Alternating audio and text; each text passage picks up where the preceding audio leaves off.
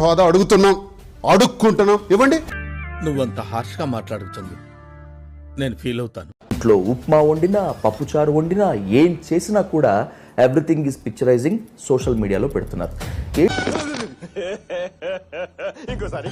ఇంట్లో ఉప్మా వండినా, పప్పుచారు వండినా, ఏం చేసినా కూడా ఎవ్రీథింగ్ ఈజ్ పిక్చరైజింగ్ సోషల్ మీడియాలో పెడుతున్నారు. కదా మీకెందుకు అనిపిస్తుంది క్వశ్చన్ అడగాలని? సరదా జస్ట్ ఫర్ ఫన్ మ్యాన్. దువ్వెన మాధురి గారంట.